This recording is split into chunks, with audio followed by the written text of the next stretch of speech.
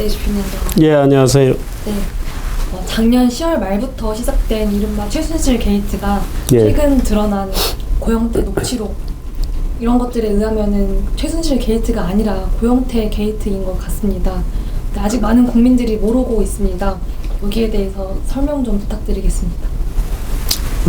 최순실과 물론 이제 사건의 전모는 나중에 이제 제대로 된 검찰의 조사를 다시 해야 됩니다.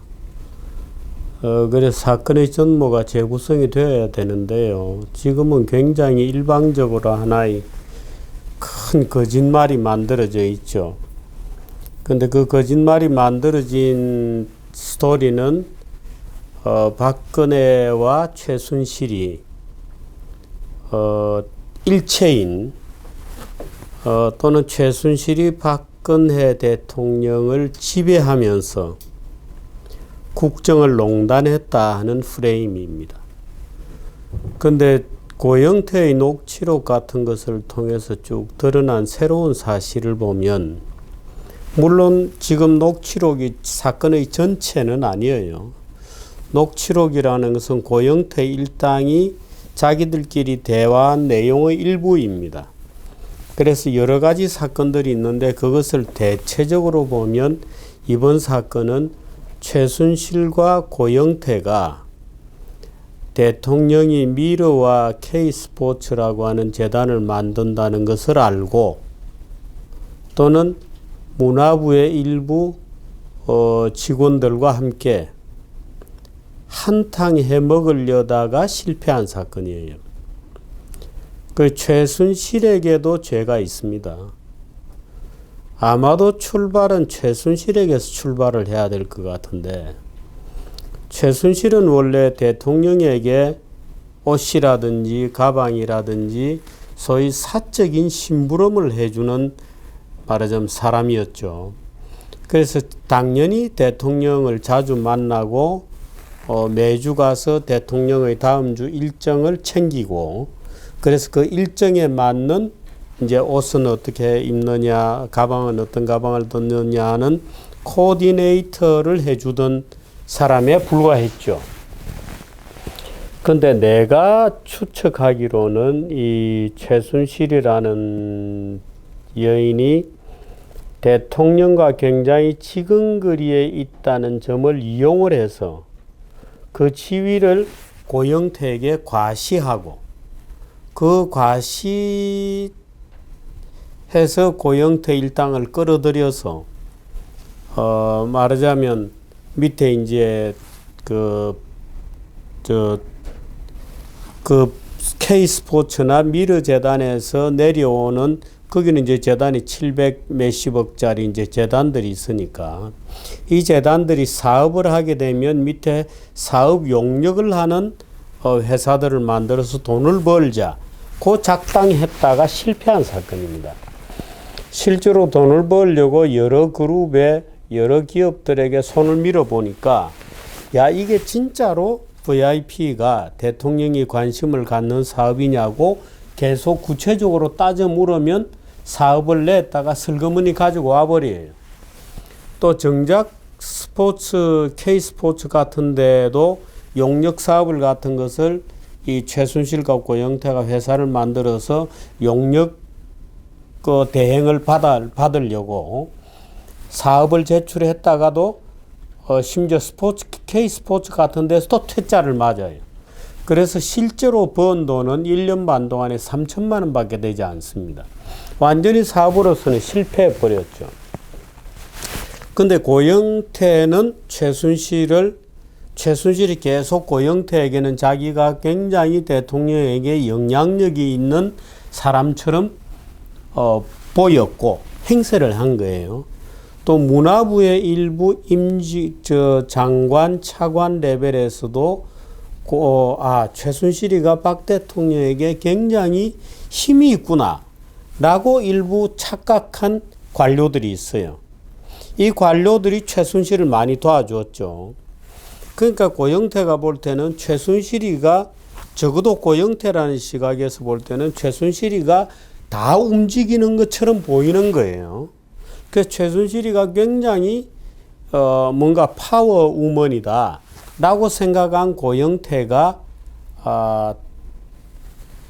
고영태의 부하들과 함께 고영태가 기획을 해서 최순실이가 도저히 사업은 못 가지고 오니까 굉장한 권력이 있는 것처럼 보이는데 정작 사업을 가지고 오는 것은 하나도 없는 거예요. 그래서 최순실이를 걷어내고 차은택이도 걷어내고 다 날려버린 다음에 고영태 일당이 말하자면 블루K라든지 또는 K스포츠를 완전히 장악하려고 꾸미는 뭐죠. 그러니까 그 전단부는 최순실의 사기 사건이고 그 후단부는 고영태의 사기 사건입니다. 문제는 고영태가 그 자기가 K스포츠 같은 것을 장악하기 위해서 최순실이가 굉장한 국정농단을 한 것처럼 자기는 그렇게 믿었으니까 굉장한 국정농단을 한 것 같은 서류나 무슨 동영상이나 일체를 가지고 있다가 TV조선 또 JTB 실은데 뿌렸다고 봐야죠. 그 문제는 언론과 검찰, 국회가 전부 고영태의 기획에 아주 충실한 하수인이 되어서 이번 사건이 고영태가 생각한 최순실의 국정농단 사건으로 커지고 그 기회를 이용해서 야당과 또는 박근혜 대통령에 반대해오던 새누리당의 이반 세력들이 대통령을 탄핵시키게 되는 일련의 아주 뭐라 그럴까요? 원인과 결과가 엉뚱하게 뒤엉켜버린 아주 특이한 사건이 되었다 이렇게 볼 수 있겠죠. 그런데 그 녹취록에 따르면은 고영태 일당이 서로 대화를 하면서 이걸 언론에 터뜨리면은 이렇게 할 거니 혹은 검찰을 움직이니 이렇게 말을 했는데 정말로 그렇게 한 대로 언론과 검찰이 이 게이트에서 정말 뭐랄까 기획한 사람들이 있다면은 수족처럼 또 혹은 칼처럼 이렇게 공격을 해왔는데 고영태가 기획자의 전부는 아닐 겁니다. 네. 고영태 뒤에 누군가가 나는 있다고 보는데 어떻든 고영태를 통해서 또는 고영태 일당들과의 대화 내용에 보면 이번 사건을 컴퓨터를 터뜨리자 이렇게 뭐 중구난방식으로 조그맣게 터뜨리는 게 아니고 컴퓨터를 통째로 터뜨리자 하고 아마도 이거는 수사를 통해 봐야 나중에 검찰 수사를 재수사를 해야 밝혀지는 문제입니다만은 또는 기존 검찰에 대한 사찰을 해봐야 돼요. 왜 이게 고영태 수중에서 놀아나는 또는 고영태 일당이 계획했던 그대로 흘러간 사건이거든요. 그래서 이 고영태 일당의 계획했던 심지어 거기에 7월 달에 이미 가을에 있었던 청문회 얘기까지 나옵니다. 최순실이 청문회 불려간다 뭐 이런 얘기까지 다 나와요. 근데 결국 그 순서대로 다 갔죠. 또 검찰을 접촉하자 미리 사건을 적당히 터뜨려서 한 다음에 최순실과 차은택 일당만 제거하면 스포츠, K스포츠 같은 것은 우리에게 떨어질 수 있다라고 했는데 물론 그 일당들에게 떨어지지는 않았어요. 그래서 자기들 계획이 일부 실패한 것도 있고 너무 과하게 나가는 바람에 오히려 언론과 검찰이 너무 과하게 나가는 바람에 고영태 일당이 계획과는 틀어졌어요. 그 고영태 일당은 지금 와서는 아무것도 가질 수 없게 되었죠. 그래서 아마 우리가 너무 심하게 터뜨렸나 하고 지금 좀 굉장히 후회하고 있을 겁니다. 그런데 어떻든 전반부는 쭉 고영태 일당들의 계획대로 가는데 그것을 검찰이 들어오고 언론이 들어오고 정치가 들어오면서 대통령 탄핵 사건으로 가는 바람에 고영태 일당의 계획은 깨끗하게 무산이 되죠. 그 문제는 이제 그것이 고영태 일당이 터뜨린 사건이 언론, 검찰, 정치권이 차례로 가세하면서 대통령을 옥죄는 사건으로 가버린 겁니다. 그 고영태 일당은 물론 대통령을 제거하고 이런 말을 써요. 죽이고 박근혜 대통령을 죽이고 비박과 연대해서 자기들이 뭘 해보겠다 이런 생각을 하는데 비박도 다 날아가 버리죠. 그러니까 당내 사건 정도가 아니고 시대의 탄핵 사건이 되면서 고영태 일당들의 계획은 완전히 틀어져 버리는 이제 그런 사건 개요다 이렇게 볼 수 있겠죠.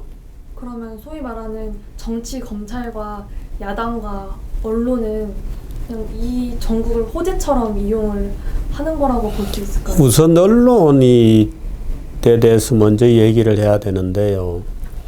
우리나라 언론은 최근 들어서 마치 침몰했던 세월호처럼 굉장히 중심을 잃고 기우뚱거리는 보도를 해왔습니다. 그러니까 제도권 언론에 잘 정돈되고 팩트에 입각해서 보도하고 내부에 검증 시스템이 있어서 확인된 것만 보도되는 잘 정돈되고 훈육된 언론의 모습이 거의 사라지고 최근에 우리 사회 언론이라는 것은 아무르거나 아무런 의혹이든지 질르고 보는 언론이 됐어요. 그 대표적인 것이 광우병 사태였습니다. 지금 이번에 그 최순실 이번 사건은 적어도 언론 보도의 양태를 보면 광우병 사태 때하고 똑같습니다. 말하자면 극히 가능성이 적은 일말의 보도를 전체인 것처럼 부풀려서 엄청난 물량으로 퍼붓기 시작했죠. 근데 예를 들어서 광우병 사태 같은 것 또는 메르스 보도 같은 것도 메르스가 그 중동으로부터 아시아 전역에 퍼진 거지만 우리나라처럼 그렇게 공포에 입각한 히스테리컬한 반응을 보인 언론은 우리나라밖에 없습니다. 다 대부분 나라는 그냥 좀 특이한 형태의 감기라고 보도가 되었죠. 근데 우리나라에서는 마치 메르스가 거대한 질병의 공포가 대한민국을 덮친 것 정도로 부풀려져서 보도가 되었어요. 예를 들어 쓰레기 만두 같은 것도 마찬가지입니다.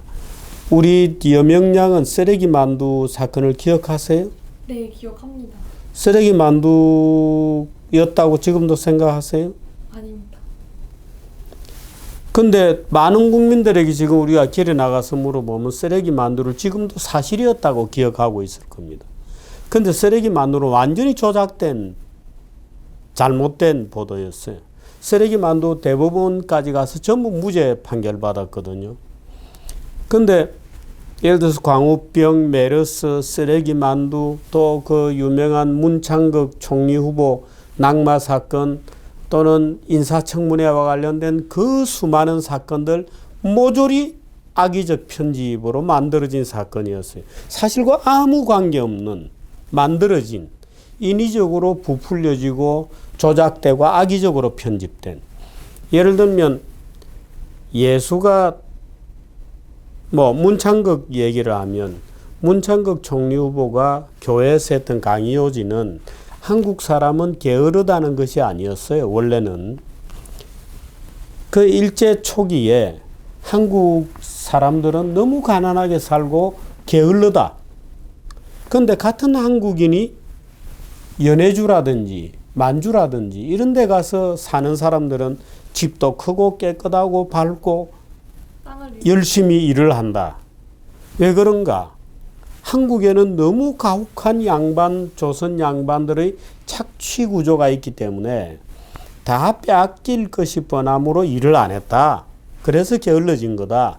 그래서 그런 구조를 고쳐야 한다는 것이었는데 앞뒤를 다 잘라내고 문창극 총리가 한국인은 게으르다고 욕을 했다고 편집을 한 거예요. 그렇게 편집을 해서 문창극 총리 후보를 낙마시켰습니다. 말하자면 민족 폄훼를 했다는 겁니다. 우리 사회가 이런 정도의 언론 수준에 머물러 있어요. 그래서 근데 이번 사건에는 그럼 언론들이 왜 그렇게 광적으로 말려들었느냐? 아주 재밌는 흥미거리는 요소가 많습니다. 우선 구중궁궐의 비사 같은 느낌을 주죠. 그래서 일반 대중의 흥미 만점입니다.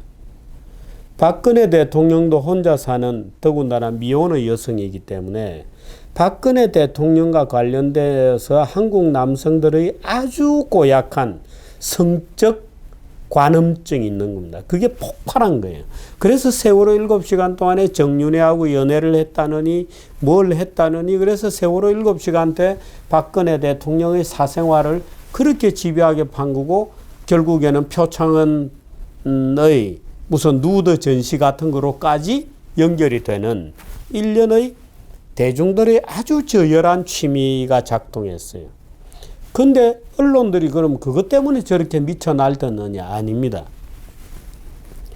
권력을 비판할 수 있다고 하는 아주 독특한 매력이 있는 사건이었어요. 권력이 개입된 사건이기 때문에 권력을 파헤치면서 마치 정당한 보도를 하고 있다는 주장을 하기 쉬운, 그래서 말하자면 명분이 있는 듯해 보이는 사건으로 포장이 된 겁니다. 그 다음에 또 하나는 마치 민주주의식으로 경영이 되어야 되는데 소수에 의해서 농단이 되었다는 프레임을 만들어내고 보니까 마치 언론들이 민주주의를 위한 투사인 것처럼 보이기 시작했어요. 그러니까 언론들이 갑자기 정의의 사자가 되고 사회개혁 세력인 것처럼 비쳤던 겁니다. 그러니까 언론들은 신나게 말하자면 궁중비사를 확대 정폭 재생산하고 루머, 온갖 루머가 나왔잖아요. 뭐 정유라가 딸이다, 뭐 말도 안 되는, 예를 들어서 최순실이와 박근혜는 경제적 동일체다. 전혀 사실이 아니라는 게 나중에 다 밝혀졌거든요. 심지어 최태민이가 한국의 라스푸친이어서 라스푸친이 그랬던 것처럼, 또는 최태민이가 박근혜 대통령을 물심양면에서 마인드 앤드 바디에서 지배하고 있다. 그 무슨 뜻으로 읽힙니까 그게? 물심양면으로 지배하고 있다. 다 거짓말이거든요. 이런 거짓말들이 켜켜이 박근혜 대통령 본인의 말을 빌리면 거대한 산이 되었다고 할 정도로 거짓말이 난무하고, 그런 거짓말 보도를 언론들이 무차별적으로 쏟아낼 수 있게 된 것은 마치 이것이 굉장히 민주주의의 무슨 투쟁인 것처럼, 또는 정의를 위한 무슨 십자군 전쟁인 것처럼 포장이 되었던 겁니다. 그러니까 그 언론들은 왜 그 고영태 사건의 본질이 여러 가지 어떤 녹취록 같은 걸 통해서 본질이 드러나고 있는데도 지금 꿈쩍도 안 하고 있는 이유는 자기들이 정의의 편이라고 생각하는 거예요. 그렇다면은 그 광화문 광장에 집회를 가보면은 뭐 이석기 석방 구호가 난무하고 이제 그걸 이용하는 거죠. 그러니까 그런 세력이 있고, 또 옛날에 광우병 시위를 하고 세월호 시위를 하고 해왔던 소위 종북 좌파적 성격을 가진 대한민국 체제에 불만을 가지고 있는 세력, 뭐 대한민국 체제에 불만을 가지고 있다는 것과 종북과는 완전히 일치하는 건 아니지만 상당한 교집합들이 있죠. 이제 그런 소위 국내에 자생적으로 생겨났던 공산주의 세력, 또는 극좌적 세계관을 가지고 있는 세력들이 촛불 집회의 핵심을 이루는 거죠. 거기에 촛불 시위의 초기에는 많은 일반 시민들도 가세를 했죠. 그 일반 시민들은 지금도 태극기 집회를 이해를 못하는 거예요. 저 사람들은 반민주적인 것 같다고 느끼는 거예요. 저 사람들은 정의감도 없나? 그 최순실과 박근혜의 이 작당을 비판하고 공격하는 것이 민주주의고 정의인데 왜 태극기 집회는 그걸 싫다는 건가? 라고 생각하면서 지금도 마음의 문을 닫고 있는 거예요. 그러니까 실체를 볼 노력을 안 하는 겁니다.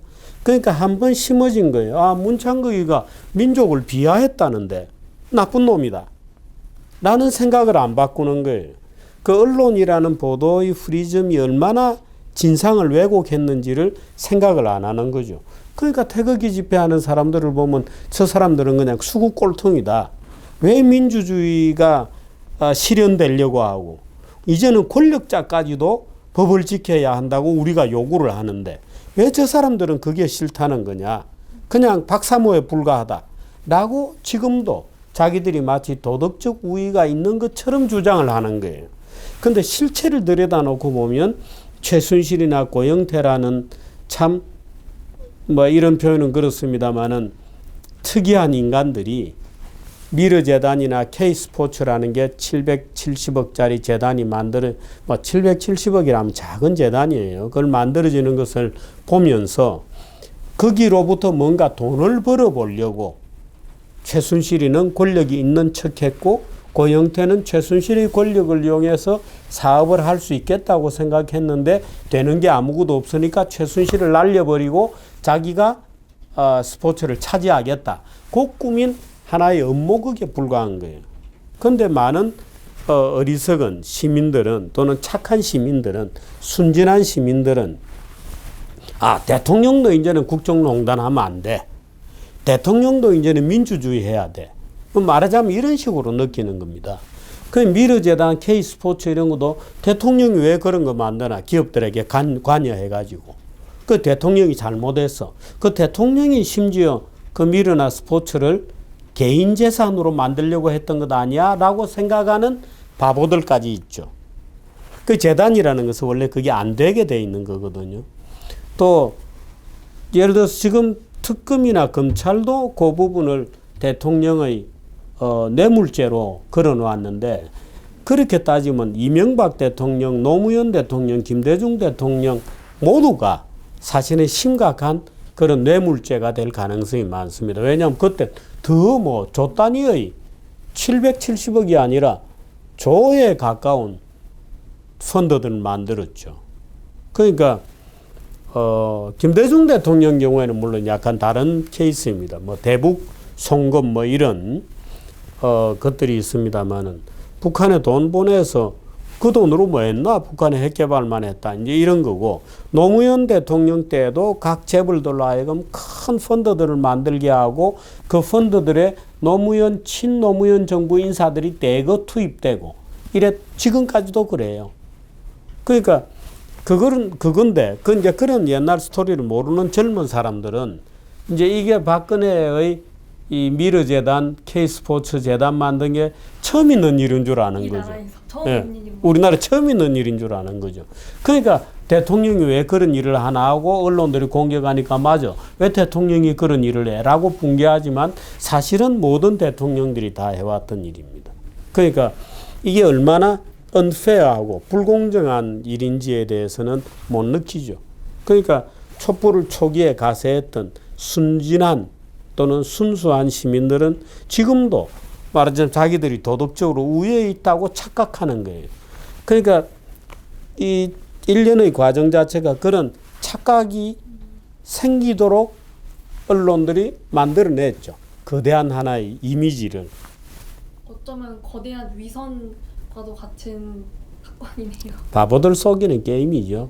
그런데 아까 언론들이 마치 정의의 사도인 것처럼 본인들을 착각하거나 포장하고 있다고 하셨는데 이게 아까 그 강화문 광장에 이석기 석방 구호나 그런 이석기 석방을 외치는 부스들이 굉장히 많은데 거기에 있는 수많은 KBS 촬영 기자, MBC 이젠 아니지만 JTBC 정말 그런 것들을 피해서 보도를 하고 있으면서 본인들이 정의에 가담하고 있다고 생각하는 것들이 그거는 사소한 문제라고 생각하는 겁니다. 식은방을 떨면서 그런 거는 별 문제 아니야.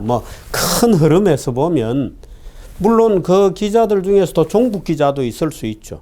그 기자들 중에서도 예를 들어서 친북 기자도 있을 수는 있지만 제가 볼 때는 기자 집단 전부가 종북이나 친북은 아닌데 큰 흐름은 옳고 그건 사소한 문제니까 좀 봐준다.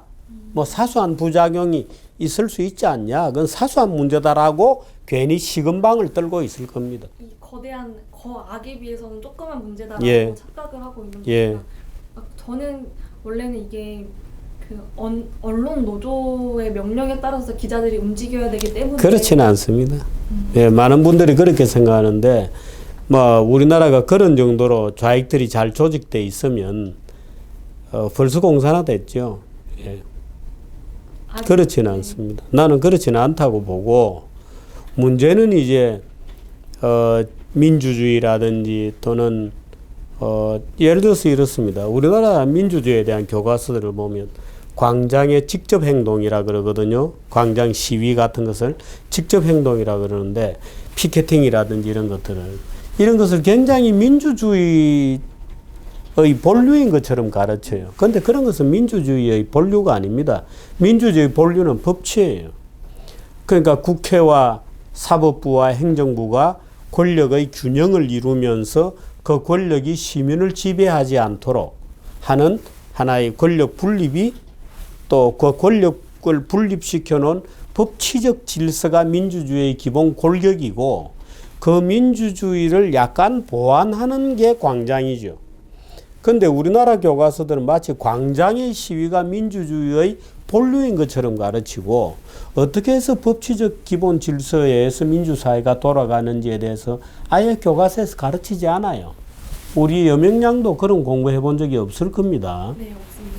그런데 그렇기 때문에 마치 어린 신문기자들도 마찬가지고 광장에 수많은 그 시민들이 모여서 박근혜의 비리를 규탄하고 민주주의를 회복하자고 떠들면 굉장한 그게 민주주의의 열정인 것처럼 본인들이 착각하게 되는 거예요. 그리고 그렇게 스크럼을 짜고 해서 마치 자기가 역사가 전진하는 그 프론트 라인에 서 있는 것 같은 그런 어떤 정치적 판타지를 느끼게 돼요. 이제 그런 것들이 만들어지면서 소위 광장의 신화가 만들어지는 겁니다.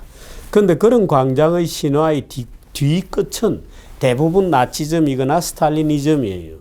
그 광장의 그런 어떤 급진적인 예를 들어서 태극기 시위 같은 경우에는 그런 급진적 현상이 나타나고 있지 않습니다. 물론 태극기 집회도 일부에서 그런 점들이 있습니다. 항상 군중은 그렇게 되기 마련입니다만은 예를 들어서 촛불 시위 같은 데 보면 잔혹한 보조 도구들이 많이 나왔어요. 뭐 길로친이라든지 뭐 박근혜 대통령의 머리를 뭐 인형으로 만들고 뭐 머리를 자르는 거를 하고 뭐 누드 섹스 하는 무슨 그런 사진을 만들어 붙이고 뭐 난장판이잖아요. 그건 말할 수 없는 광기죠.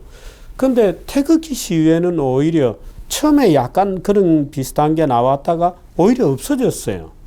지금 태극기 시위는 보면 그저 주장을 적은 무슨 프랭카드라든가 주장을 적은 무슨 의견판이라든가 또는 태극기라든가 이런 거지 태극기 시위는 굉장히 수준 높게 시위를 하고 있는 거죠. 그런데 저쪽으로 가보면 말할 수 없는 난장판에 아주 그 저열한 본능적인 그런 것들이 마구마구 노출되어 있죠. 그러니까 지금 광장에 촛불 쪽에 가담하는 사람들의 말하자면 멘탈리티 또는 행동거지, 하비투스는 굉장히 저열해지는 중입니다. 그래서 저는 일반 시민들에게 그런 저열성과 저급성으로부터 빨리 벗어나기를 호소하고 있죠. 네. 네, 사실 국민들은 언론이 보여주는 것만 보고 판단을 하게 돼 있잖아요. 왜냐면은 뭐 공부할 시간이 있는 것도 아니고 그냥 당장의 생과 삶이 바쁜 사람들이 대부분이니까 그런데도 언론이 여전히 뭐 역사의 변곡점이니 하면서 촛불 집회를 옹호하고 있는데 그 주로 어린애들이 그렇게 하죠. 그러니까 많이 살아본 어른들은 이제 촛불에는 아무래도 젊은 사람이 많고 태극기에 가보면 아무래도 나이 드신 분들이 많아요. 그러면 젊은 애들은 야 나이 들었으니까 수구 꼴통이다. 저분들은 역사의 진보를 모른다. 이렇게 생각하기 쉬운데 이번 사건 같은 경우에는 이 말하자면 그게 광우병의 재판이기 때문에 무슨 4.19 이런 거하고도 달라요. 광우병의 재판일 뿐이에요. 그런데 그것이 민주주의라든지 이런 거로 약간 포장이 되어 있는 거거든요. 근데 그래서 이 어린애들은 좀 쉽게 속는 겁니다. 근데 그럼 왜 어른들은 잘 안 속냐? 많이 속아봤으니까 잘 안 속죠. 그 대개 막 터져 나오는 거 보면 메르스도 경험해봤고 세월호 보도 자체도 그렇잖아요. 세월호 보도도 경험해봤고 광우병 보도도 경험해봤고 뭐 다 경험해봤거든. 쓰레기 만두 대법원 가서 무죄 받고 그 사업했던 상인들은 다 망해버리고 이제 이런 것도 많이 봐왔죠. 그러니까 아무래도 나이 든 사람들은 잘 안 속죠. 그 차이죠, 뭐. 네, 그러면은 마지막으로 그런 민주주의라는 말만 들으면 가슴이 뭐 들끓는 그런 어린 아이들을 위해서 한 말씀 부탁드립니다. 글쎄요, 민주주의는 기본적으로 평화적으로 정권이 교체될 수 있다는 겁니다.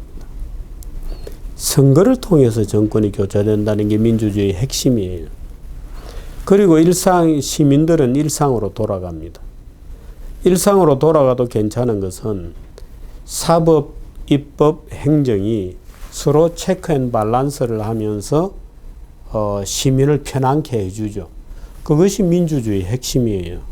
그런데 지금 우리가 촛불 시위에서 느끼는 폭력성은 이런 겁니다. 그게 무너지고 있다는 겁니다. 말하자면 국회가 무소불위의 인민위원회처럼 바뀌었고, 촛불 시위의 와중에 그 인민위원회, 특히 야당으로부터 추천받은 특검이라는 것이 일종의 혁명검사 같은, 혁명의 집행부 같은 기능을 해요. 무자비한, 말하자면 학생 성적 조금 올려준 거 가지고 지금 다 감옥 가 있잖아요. 말할 수 없는 그야말로 혁명검찰의 횡포라고 볼 수밖에 없는 일들이 벌어지고 있고, 국회도 마찬가지예요. 지금 우리나라 국회는 이번에 이 최순실 사태가 생기기 전에도 유승민 사태 같은 것이 마찬가지였습니다만은 국회가 무소불위의 권력을 지금 갖고 있습니다. 지금 방송법 개정 같은 것도 마찬가지고 그렇습니다만은 국회가 그 무소불위의 권력을 장악하고 입법부와 사법부를 그 밑에 두려고 해요. 그 문재인 후보 같은 사람들이 예를 들어 헌법재판소를 겁박하고 있죠. 그런 것들이 대표적입니다만은 입법부의 전성시대가 되면 그게 인민위원회가 되는 겁니다. 이렇게 되면 이건 민주주의가 아니죠. 그래서 지금 그 촛불이 만들어내고 있는 세계는 민주주의가 아닌 거예요. 그건 인민독재적 성격을 갖는 정치구조로 지금 굉장히 전환되고 있는 중입니다. 그런데 일반 국민들은 그걸 모르죠. 그 깊이 생각 안 하니까 지금 우리는 민주주의를 하고 있다라고 착각하는데 실제로는 독재로 가고 있는 겁니다. 그러니까 정치가 전면으로 나오고 법과 제도는 그거야 뭐 하기 나름이다. 뭐 탄핵도 마음대로 하고 특별검사 우리가 임명해서 마음대로 집어넣으면 된다라고 생각하는 비법치 비제도의 독재적 성격이 지금 대한민국에 가득 내려오는 중이죠. 거기에 저항하는 소수의 이제 사람들이 있는 거죠. 그래서 대한민국 민주주의는 지금이 굉장히 위기다. 이렇게 저는 봅니다.